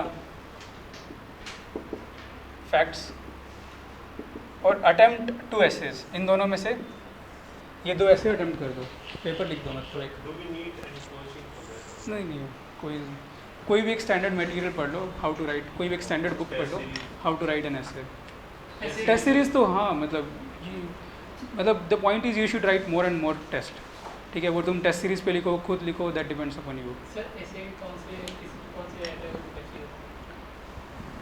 मैंने कभी ऐसे बुक नहीं पढ़ा, मैंने तो जस्ट ऐसे लिखे तो फ्रेंड्स वगैरह से इवैल्यूएट करवाते थे। बाकी I join Vikas Ranjan test series, Vikas Ranjan sir के वहाँ पे की थी, वहाँ पे मैंने काफ़ी टेस्ट वगैरह लिखे तो अच्छे थे वहाँ पे। Even you can join VVR में भी काफ़ी चीप भी होता है वहाँ पे, तो वो भी ज्वाइन कर सकते हो। हाँ, किसी फ्रेंड से पढ़वा लो, कोई टीचर्स हो इंग्लिश के उनसे पढ़वा लो, ऐसे कर सकते हो। सर एंथ्रोपोलॉजी में एक पेपर को दूसरे पेपर से रिलेट कैसे करके लिखना है, लाइक ये थियरीज पार्ट अगर फिजिकल में डालें, ऐसा कुछ भी अटेम्प्ट करना होता है? कुछ नहीं है, थ्योरीज पार्ट और फिजिकल पार्ट बहुत अलग अलग है। सो पेपर 1 का जो दोनों पार्ट हैं, सोशल और फिजिकल पार्ट, दोनों अलग हैं। आपको कोई ज़रूरत नहीं है पहले दोनों को लिंक करने की, ठीक है। पेपर 1 और पेपर 2 में भी, पेपर 2 में कुछ चीज़ें जो हैं वो लिंक होती हैं। जैसे फॉर एग्जांपल कुछ स्कॉलर्स जो हैं वो सेम मिलेंगे आपको, टाइलर, ईबी टाइलर और ये सब स्कॉलर, रेडफील्ड हो गया, उन स्कॉलर्स को आप इंट्रोड्यूस कर सकते हो।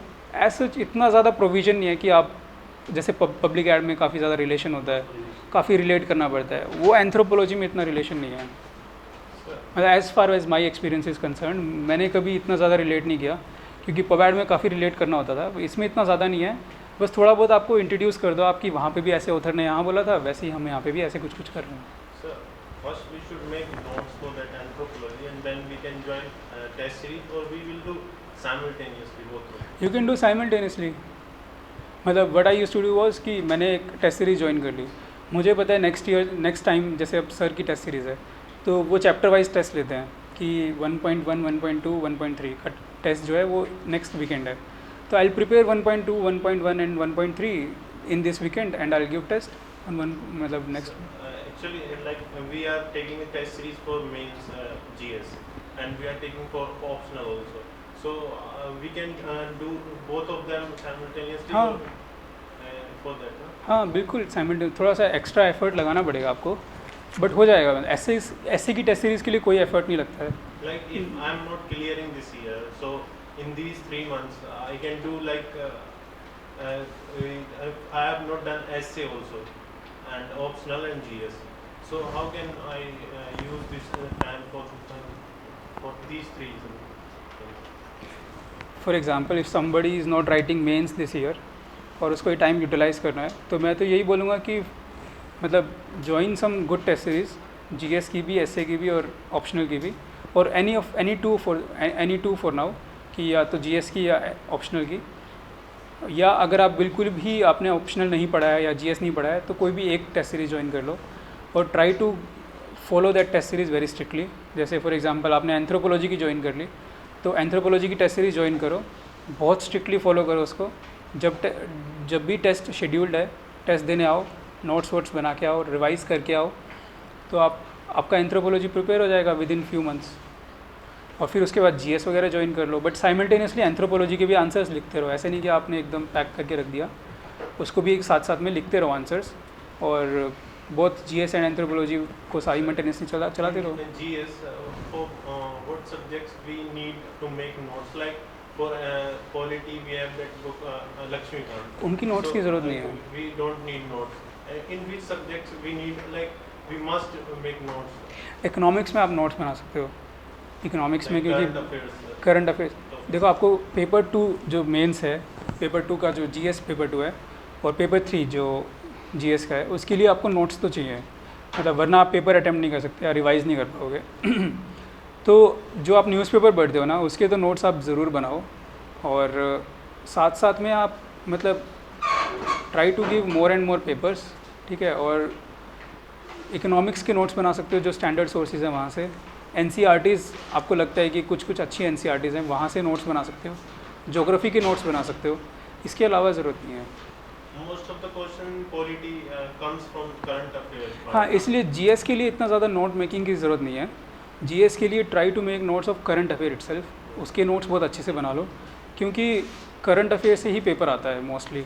और जो स्टैंडर्ड सोर्सेज हैं उनको बस एक बार गो थ्रू कर लो, और कुछ सोर्सेज हैं जैसे ज्योग्राफी है, वो आपको जब रिवाइज, क्योंकि थोड़ा वास्ट है तो उसके लिए आप नोट्स बना सकते हो। इकोनॉमिक्स के आप नोट्स बना सकते हो क्योंकि थोड़ा वास्ट है, बाकी ज़रूरत नहीं है। हिस्ट्री वगैरह की, एंशिएंट हिस्ट्री के आप नोट्स बना सकते हो, थोड़ा वास्ट है और आपको रिवाइज करना होता है बहुत फटाफट, तो आप उसके नोट्स बना सकते हो। एथिक्स के लिए स्टैंडर्ड बुक आती है lexicon, and do lot of practice, और स्टैंडर्ड मॉडल आंसर्स पढ़ो, और एक केस स्टडीज़ के लिए कोई भी क्लासेस के नोट्स वगैरह देख लो, और वहाँ से केस स्टडीज़ कैसे लिखते हैं वो देख लो। और सेकंड ARC में कुछ चैप्टर्स हैं वो इम्पोर्टेंट हैं, जैसे वो सेकंड ARC की आती है ना, एथिक्स इन एडमिनिस्ट्रेशन करके, वो थोड़ा बहुत, हाँ गवर्नेंस, तो वो थोड़ा देख लो, बस इसके अलावा कुछ मत पढ़ो। उसका जो पेपर होता था सर, आप पहले उसकी केस स्टडी वाला पोर्शन पहले मैंने केस स्टडी, इस बार पेपर थोड़ा अच्छा आया था तो मैंने पहले केस स्टडीज़ अटेम्प्ट की थी, क्योंकि केस स्टडीज़ में क्या था कि ज़्यादा मार्क्स थे और कम आपको लिखना था, तो वो जल्दी से अटेम्प्ट हो गई। देन कमिंग, और फिर आप पहले वाले पार्ट पे आ जाओ, and then attempt the first part attempt कर दो। इनका जो टाइम डिवीजन है वो कैसे करेंगे 3 घंटे में? ऐसा होता है case studies, I think 15 minute में एक केस स्टडी आपको लिखनी होती है, क्योंकि दे आस्क 6 केस स्टडीज़, तो टोटल 1.5 आवर्स टाइम रहता है आपको। But try to finish the case study within 1 hour 20 minutes, ठीक है, and then give 1.5 hour to the first paper, और फिर उसके बाद रिवीजन वगैरह टाइम 10 मिनट में रिवाइज़ करना है, या कोई क्वेश्चन छूट गया है, कुछ करना है तो वो थोड़ा सा ब्यूटिफिकेशन कर लेना। सर आपने एंथ्रोपोलॉजी 2 अटेम्प्ट से किया था, आपको क्या लगता है कि सबसे ज़्यादा बच्चे कौन सी गलतियाँ करते हैं सर? एंथ्रो में सबसे बड़ी जो गलती होती है वो ये होती है कि एग्ज़ाम में बैठ के बच्चों को रिकॉल नहीं होता कि उन्होंने क्या पढ़ा था। इवन आपको भी लगेगा, आप टेस्ट देने आओगे ना, यहाँ पे कहीं पे भी आओगे, तो फॉर एग्जांपल आप पढ़ के आए हो अच्छे से, बट आप क्वेश्चन अटेम्प्ट कर रहे हो इंसेस्ट टैबू पे फॉर एग्जांपल, आपको याद नहीं आएंगी चीज़ें कि इंसेस्ट टैबू में क्या क्या होता है, क्योंकि आप इसमें क्या होता है कि क्वेश्चंस तो सेम आने हैं, क्वेश्चंस वही आएंगे, बट जो अंदर का कंटेंट है वो आप खुद से नहीं जनरेट कर सकते। अंदर का कंटेंट ऑलरेडी लिखा हुआ है, वही आपको लिखना है। तो इसलिए सबसे इम्पॉर्टेंट जो प्रॉब्लम आती है और सबसे बड़ी मिस्टेक जो बच्चे करते हैं या स्टूडेंट्स करते हैं, वो यही करते हैं कि वो रिवाइज़ नहीं करते और नए नए सोर्सेज पढ़ते रहते हैं, इधर उधर पढ़ते रहते हैं, नोट्स नहीं बनाते जैसे मेरा एक फ्रेंड है, उसने नोट्स नहीं बनाए तो उसको कम स्कोर आया काफ़ी। अगर उसने नोट्स बनाए होते और रिवाइज़ किया होता तो he would have scored very much, और सर्विस काफ़ी अच्छी होती उसकी। आप मतलब सिंपल ऐसा है कि आप 4-5 महीने में आराम से नोट्स बना लो, और उसके बाद फिर एज मैनी टाइम्स आप रिवाइज कर सको, तो आपका ये 4-5 महीने भी नहीं लगेंगे इनफैक्ट, मतलब इवन 2-3 महीने में भी हाँ आपका नोट्स वगैरह हो जाएंगे। और इवन आप साथ में भी टेस्ट वगैरह लिख सकते हो। ऐसा कुछ नहीं है कि आप सिर्फ एक्सक्लूसिवली नोट्स पे ही आप 2-3 मंथ स्पेंड करो। आप हफ्ते दर हफ्ते टेस्ट लिखते रहो, डिपेंडिंग अपॉन आप खुद से टेस्ट बना लो। अभी मार्केट में क्या होता है कि 25 ईयर्स के पेपर्स जो हैं, मतलब उन्होंने क्या किया, कम सेग्रीगेट कर दिए हैं चैप्टर वाइज, ठीक है। तो वो आप परचेज़ कर लो और उसके जो आपने मान लो 1.1 चैप्टर पढ़ लिया, उसकी नोट्स भी बना लिया आपने, तो वो अटेम्प्ट कर लो वो क्वेश्चंस जो लास्ट ईयर के आए हुए हैं। आपको एक जगह पे सारे क्वेश्चन मिल जाएंगे, तो आपका चैप्टर कॉम्प्रिहेंसिवली, और कुछ आपको नई चीज़ लगे तो अपने नोट्स में इनकॉर्पोरेट कर लो, तो आपका एक कॉम्प्रिहेंसिवली चैप्टर प्रिपेयर हो गया।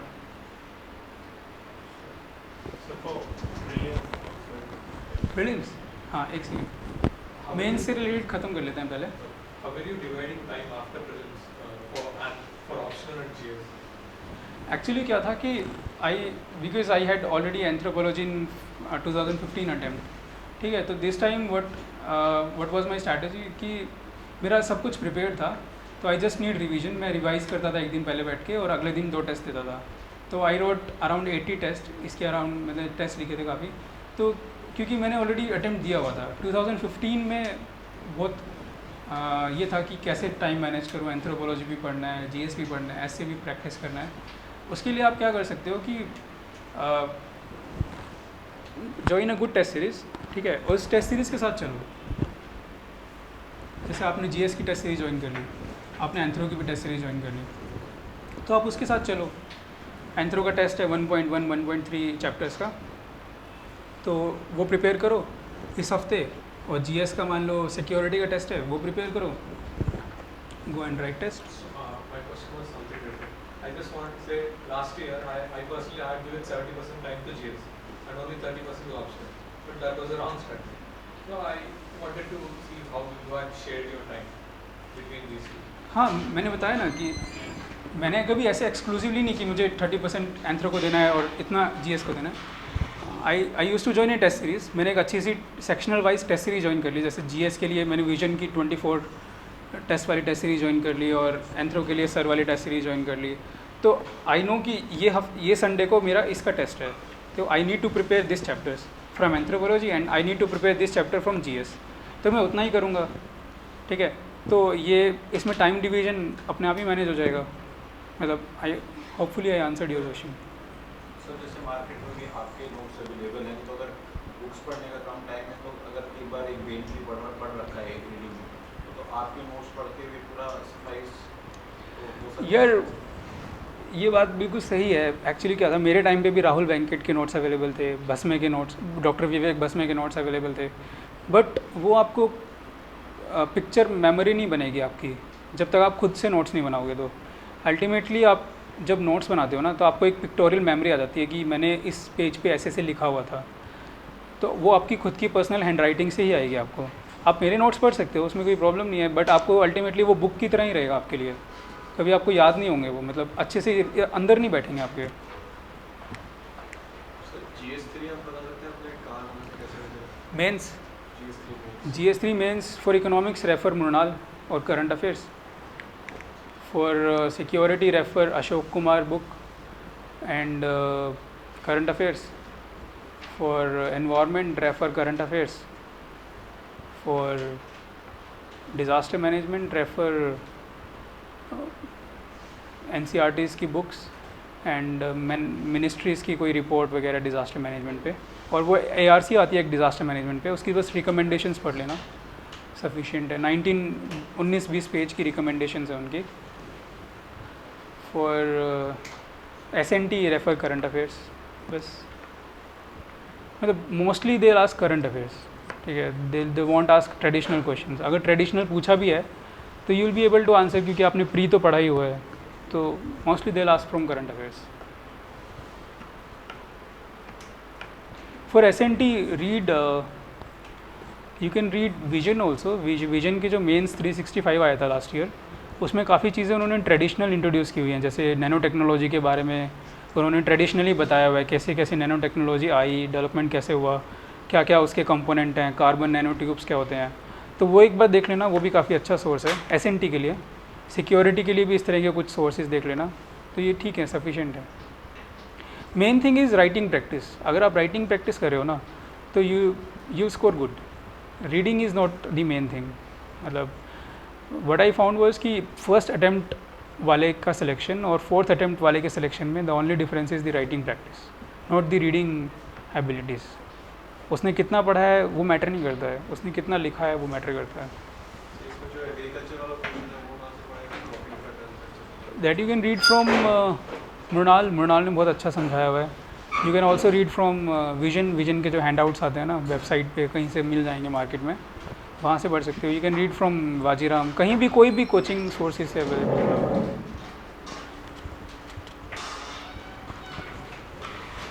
Any other question? कुछ भी क्वेश्चन हो, कोई डाउट हो, मेरी ईमेल आईडी है, वहाँ पे भेज देना. I will try to respond.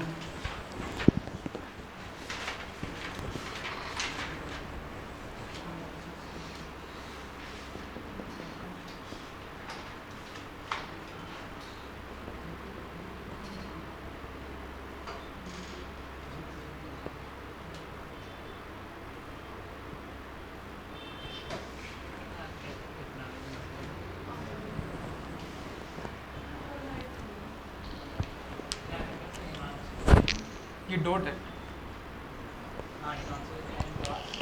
Triple I. हाँ ट्रिपल आई है.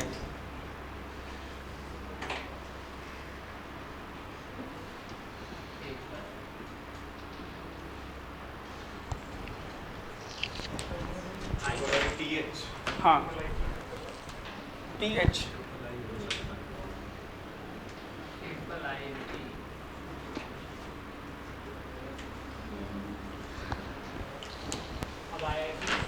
क्या? नहीं IIT से नहीं हूँ, ट्रिपल IT से.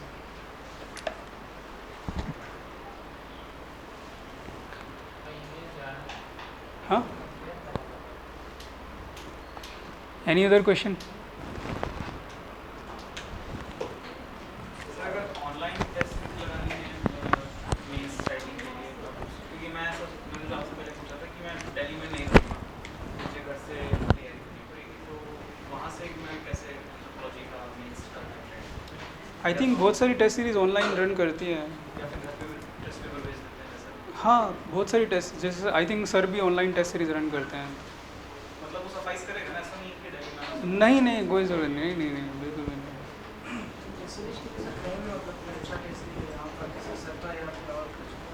कहीं पे भी.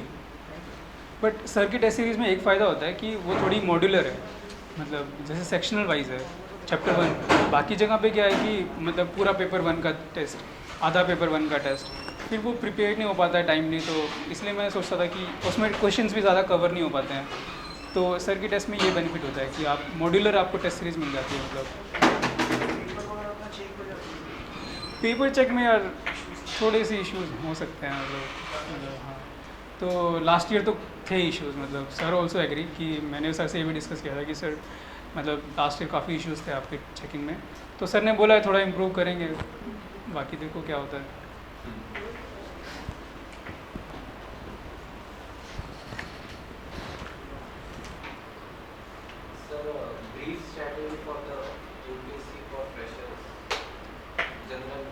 अच्छा, तो you want me to discuss strategy for the next year? See, next year exam is I think on June, 3rd June. तो you have almost 1 year, ठीक है, 11 months, ठीक है. What you can do is finish your optional first. अपना एक optional wrap up कर दो next 3 months के अंदर, 3 to 4 months में. And also try to read newspapers के notes तो बनाते ही रहो. और start reading some basic NCERTs, जैसे जोग्राफी की, इकोनॉमिक्स की बेसिक NCERTs का की रीडिंग लेते रहो और ख़त्म करते रहो. कोचिंग कोई कर रहे हो साथ में? अगर कर रहे हो तो कोचिंग के साथ साथ चलो GS की. वरना आई से कि पहले अपना ऑप्शनल फिनिश करके नोट्स बना के रख दो, और फिर उसके बाद तो जस्ट रिवाइज करते रहो, टेस्ट लिखते रहो. और साथ साथ में GS को एक बहुत बड़ा मेजर टाइम एलोकेट कर दो और GS को प्रिपेयर करते रहो. और ऑप्शनल के सिर्फ रिवाइज करो, टेस्ट लिखते रहो. बट आप पहले अपना ऑप्शनल प्रिपेयर करो. Optional is the main thing. मतलब वो आप प्रीलिम्स के बाद प्रिपेयर नहीं कर सकते और प्रीलिम्स के 3 महीने पहले भी प्रिपेयर नहीं कर सकते. तो इसलिए now is the best time. Prepare your optional, finish it, और फिर just revise and keep on doing test. फिर उसके बाद GS को दो. GS मेंस के जो स्टेट टॉपिक्स हैं, जैसे वर्ल्ड हिस्ट्री है, पोस्ट इंडिपेंडेंस है, और डिज़ास्टर मैनेजमेंट है। इस तरह के कुछ कुछ स्ट्रे टॉपिक्स हैं, इनको टाइम दो, 1-2 महीना इन पे स्पेंड करो और फिनिश इट बाय दिसंबर तक सब फिनिश कर दो मेंस का part. From January read paper 1, 2, 3 GS का, ठीक है, because they clash with prelims के सिलेबस से काफ़ी कोरिलेशन है। तो फिर प्री का मेंस की स्ट्रैटेजी फॉलो करो और give exclusively 2 months for pre, ठीक है, don't not more than that. फिर सिर्फ 2 महीने जब रह जाएं आपके, तो अप्रैल और मई गिव एक्सक्लूसिवली टू प्रीलिम्स, और फिर प्रीलिम्स के टेस्ट पेपर्स वगैरह सॉल्व करो। सॉल्व एटलीस्ट 50-60 पेपर्स प्रीलिम्स के, and you will easily sail through, मतलब सब पास हो जाएगा।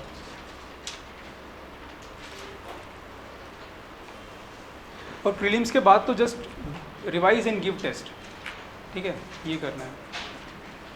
अगर ये करा ना तो आई थिंक मतलब अनस्टॉपेबल की तरह आप एकदम सेल हो जाओगे। मतलब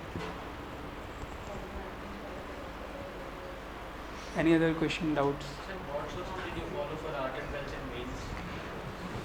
I used to read Nitin Singhania's notes, not book. And one NCERT book was there, no? हाँ, नहीं, sorry, Introduction to Indian Arts, Fine Arts. That I incorporated into Nitin Singhania notes itself. तो I just used to read Nitin Singhania, उससे सारा कुछ cover हो जाता था। तो that is what I am saying कि लिमिट योर सोर्सेज। जितना भी आप पढ़ रहे हो ना, तो एक ही 2 नोट्स में उसको इनकॉर्पोरेट कर लो चीज़ों को, ताकि आपको अल्टीमेटली आपको कुछ ही सोर्सेज जो हैं वो रिवाइज करने हो लास्ट में। बिल्कुल। नहीं, स्पेस एम्पल रहता है जीएस के पेपर में। You won't find space as A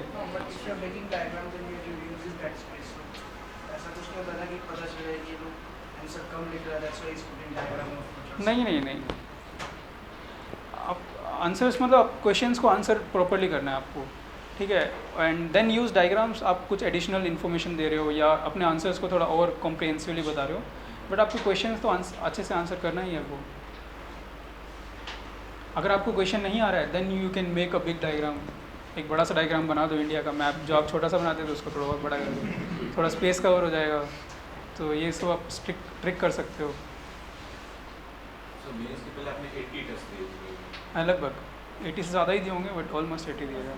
sir एक दिन छोड़ के एक दिन या फिर हाँ, मतलब ऐसा होता था कि प्री के रिज़ल्ट के बाद I use to give 2 test almost alternate day, हर अल्टरनेट डे पे 2 टेस्ट। उसकी रिज़ल्ट से पहले शायद वीकली 5 टेस्ट, ऐसे कुछ, वीकली 4 to 5 टेस्ट ऐसे देता था। तो फॉर मी मतलब आप जब इतने टेस्ट देते हो ना, तो आपको जब मेंस आता है ना, तो आपको कुछ लगता ही नहीं है, क्योंकि मैंने 2-3 हफ्ते लगातार ऐसे ट्रीट किए थे कि जैसे मेंस वीक की तरह। मेंस में क्या होता है, वीक होता है पूरा का पूरा। उस वीक में आपके एक दिन 2 पेपर होते हैं, अगले दिन 2 पेपर होते हैं, फिर एक हॉलीडे होता है, फिर 2 पेपर होते हैं, फिर दो पेपर होते हैं, फिर एक हॉलीडे, फिर एक पेपर होता है। तो एक वीक प्रोसेस होता है पूरा का पूरा। तो पूरा वीक में एग्ज़ाम चलते हैं आपके।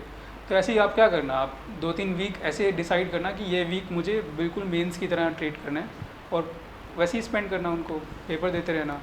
तो जब अल्टीमेटली मेंस का वीक आएगा, आपको लगेगा कि मैंने तो पहले दिया हुआ है ये 2-3 बार, तो ये भी चला जाएगा। तो वैसे ही होगा, आप बहुत ईजिली आपको अच्छे से नींद आ जाएगी, सब कुछ बहुत अच्छे से होगा। कुछ लोगों के साथ होता है, उनको नींद नहीं आती एग्ज़ाम से पहले। ये प्रोसेस, ये एंग्जाइटी जो होती है वो आपकी दूर हो जाएगी जितने ज़्यादा नंबर ऑफ़ टेस्ट आप दोगे। यस।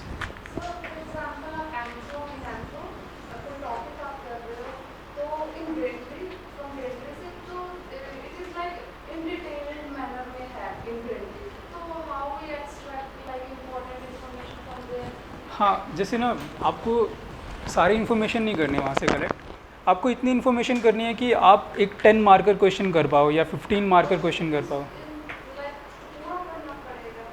नहीं, पढ़ना तो आपको पूरा ही पड़ेगा, उसमें तो नो डाउट, बट आपको उसमें से एक्सट्रैक्ट जो करना है ना, वो आपको कुछ चीज़ें ही करनी है जो आपको लग रहा है कि ये मैं रिकॉल कर सकती हूँ या ये मैं डाल सकती हूँ एग्ज़ाम में। सिर्फ उतनी चीज़ें एक्सट्रैक्ट करनी है, 4-5 पॉइंट्स, ठीक है। और जैसे जैसे आप उसको रिवाइज़ करते रहोगे ना, तो आपको लगेगा कि हाँ, मतलब अगर आप और कुछ डालना है तो और कुछ डाल लो, नहीं डालना है तो इतना भी सफिशिएंट है। अल्टीमेटली क्या होता है, वो अगर आप ब्रेन ट्री में से ना, अगर आप सिर्फ ब्रेन ट्री पढ़ोगे और नोट्स नहीं बनाओगे ना, या फिर आप बहुत सारे पॉइंट्स लिख दोगे अपने नोट्स में, आप इतने भी रिकॉल नहीं कर पाओगे एग्ज़ाम में। तो इसलिए राइट ओनली दोज पॉइंट्स, या आप 5-6 की जगह आपको 7-8 पॉइंट लिख लो ताकि उसमें से आपको 4-5 रिकॉल हो जाएं, but not more than 8 points. उससे ज़्यादा लिखने की ज़रूरत नहीं है, उससे रिकॉल नहीं हो पाएगा आपको। तो सेलेक्ट 8 पॉइंट्स। जैसे मैं क्या करता था, रीड करते हुए ना आप अंडरलाइन करो पॉइंट नंबर 1, अंडरलाइन करो पॉइंट नंबर 2, बुक के ऊपर लिख लो और फिर अपने नोट्स में उतार लो उसको कि पॉइंट नंबर 1, 2, 3। और मान लो पॉइंट नंबर 2 मैंने डाला, फिर मुझे कोई और अच्छा पॉइंट मिल गया तो मैं उसको काटता और यहाँ पे पॉइंट नंबर 2, वैसे कर लो आप। बट आप 8 पॉइंट से ज़्यादा मत लिखो, 8 पॉइंट सफिशिएंट है, उससे ज़्यादा लिखने की ज़रूरत नहीं है। जीएस के पेपर की कॉम्पिटिशन में सर क्या आपने टाइम से बांटा था कि नंबर ऑफ पेजेस के कितने घंटे में मैं कितने पेज लिख देता हूँ? 8.5 नहीं, पर क्वेश्चन। पर क्वेश्चन। हाँ, पर क्वेश्चन आपको 9 मिनट है तो finish it in with in 9 minutes. अगर नहीं फिनिश हो रहा है तो आपका कोई क्वेश्चन छूटेगा। अगर ऐसा है कि मान लो किसी क्वेश्चन में आपको 10 मिनट लग गए तो in the next question you should give 8 minutes. और मेरे पास एक डिजिटल वॉच होती थी, पर हमेशा कभी भी एनालॉग वॉच मत लेके जाना एग्ज़ाम में, मेंस एग्ज़ाम में। Always go with the digital watch. Digital watch समझ गए ना सब लोग? हाँ मैंने भी किया था, 7 मिनट्स पे कॉन्फ्रेंस शुरू कर दिया। हाँ हाँ, तो डिजिटल वॉच लेके जाओ। और जब भी मतलब डिजिटल वॉच में क्या है, you can exactly trace minutes कि 10:09 हुए हैं। एनालॉग में क्या आपको पता नहीं लगेगा 10:08 हुए हैं, 10:10 हुए हैं। तो always go with the digital watch. Don't ever make this blunder going with the analog watch.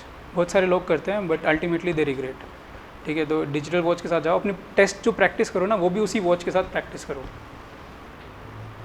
Sir, for 80 tests, you enrolled in 2 to 3 test series, or what you used to do? Enrolled in one and like used to take a test from the market and then हाँ, second of बहुत मतलब क्या होता है, when you can't disclose this things publicly, तो इसलिए ना मतलब या मतलब market has good number of sources available cheaply, so you can take it. But the point is you should have enough motivation to write test. वो नहीं हो पाता, तो अगर वो है तो you can take it from market, वहाँ से ले लो। so plus the getting it evaluated is more important. हाँ, so for that you just enrol into few and practice more. ठीक है, तो वहाँ से फीडबैक मिल जाएगा जहाँ से एनरोल करोगे। बाकी तो आपको सिर्फ प्रैक्टिस करनी है, वो आप खुद से भी इवैल्यूएट कर सकते हो अगर आपके पास मॉडल आंसर्स हैं तो। सर जैसे मॉडल आंसर्स आपने इवैल्यूएट किया आपके आंसर्स और आपको कुछ नए पॉइंट्स मिल गए जो आपके आंसर्स में नहीं थे, तो वो जो नए पॉइंट आपको मिले कि आपने अपने ओरिजिनल नोट्स में डाल दिए? बिल्कुल, ये एंथ्रो में भी किया आपने और बाकी सब? जीएस में भी। कुछ लोग, हाँ, एक और ब्लंडर जो लोग करते हैं, जो मैंने 2 अटेम्प्ट से सीखा है, कि लोग टेस्ट लिखाते हैं और फिर टेस्ट लिखने के बाद बस उसके ऊपर छोड़ देते हैं, वो इवैल्यूएट कर लेगा, वो दे देगा मुझे जो देना है, बस अब मेरा हो गया। वैसे मत करना। If you are giving test, तो मेंस के टेस्ट की बात कर रहा हूँ, बहुत अच्छे से उसको एनालाइज़ करना बैठ के कि इसमें क्या हो सकता था, क्या इसके एडिशनल पॉइंट्स हैं, क्या इसका मॉडल आंसर है, कैसे उस इवैल्यूएशन हो सकता था। ऐसे नहीं है कि आपने बस टेस्ट लिखा और उसको जाके दे आई कॉपी, वो दे देगा जो दे देगा, जो चेक कर देगा वो कर देगा, उसकी हेडेक है। वैसे मत करना। मैकेनिकल इन्वॉल्व होकर, मैकेनिकल काम में नहीं करना, इन्वॉल्व होकर करना। इन्वॉल्व होके करना है, मतलब ऐसा नहीं कि एक बार टेस्ट दिया तो हर रिस्पॉन्सिबिलिटी से फ्री हो गए आप, वैसे मत करना।